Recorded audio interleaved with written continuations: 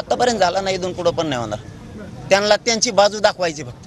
समाजात जी नाराजीची लाट मराठ्यात पसरली आणि दलित बांधवात पण मुस्लिम बांधवात पण बाराबोलीदारांमध्ये जी लाट पसरली, ती लाट थंड करायसाठी काहीतरी बहाणा बनवायचा म्हणून कुठंतरी जाहिराती द्यायच्यात. पण हे कुठाने करण्यापेक्षा मराठ्यांचं हक्काचं आरक्षण आहे, मराठा आणि कुणबी एकच हे सिद्ध झाले, देऊन टाका ना.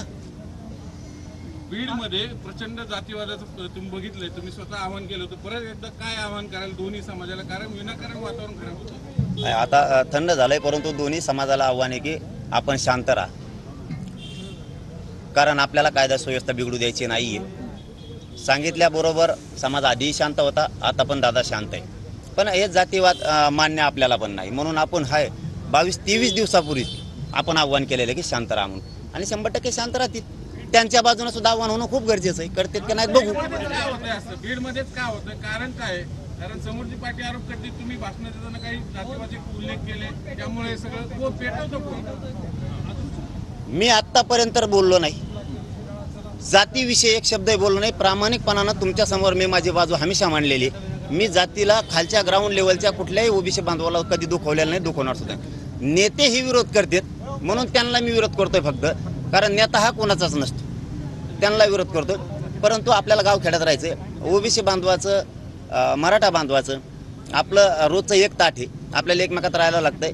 यांचं ऐकून आपण दुई निर्माण होऊ द्यायची नाही, म्हणून मी मोठ्या मनानं आव्हान केलं की आपण सगळ्यांनी शांत राहा. आणि शांत आहेत, फक्त आता त्यांच्याकडून आव्हान होणं खूप गरजेचं, पण ते करत नाहीत. बहुतेक त्यांना शांतता बिघडायची असेल 4 तारखेला. तुम्ही पाडापाडीची भाषा सुरू केली, 5 पिढ्यापर्यंत पाडा, ती जातच संपवा, जी मराठ्यांना संपविन, अशा शब्द आल्यामुळं हे सगळं वातावरण चिघळलं गेलं.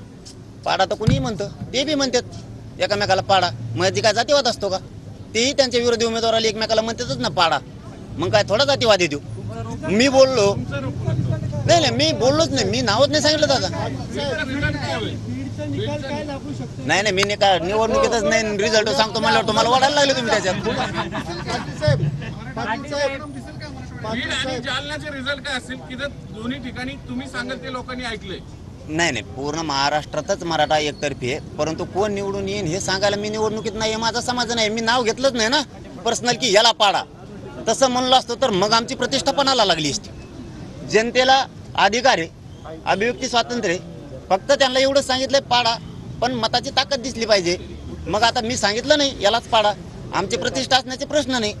तशी जर मस्ती असली समजा की आम्ही नाही सांगून म्हणायची, मग विधानसभेला बघू, नाव घेऊन पाडू. मग तुम्ही नाव न घेता थेट इशारा दिलेला आहे, आता ही विधानसभेत बघू तुम्ही कसं निवडून येत असेल, त्याचं काय होतंय, ते पालकत्व त्यांच्याकडे, पालकमंत्री ते शांतता राहिली पाहिजे ही त्यांची जबाबदारी. परंतु त्यांनी सांगितलंच पाहिजे ना, त्यांनी सांगितलं पाहिजे की शांततेचं आव्हान, पण ते सांगत नाहीयेत. पण वैयक्तिक टिप्पणी आपण केली नाही.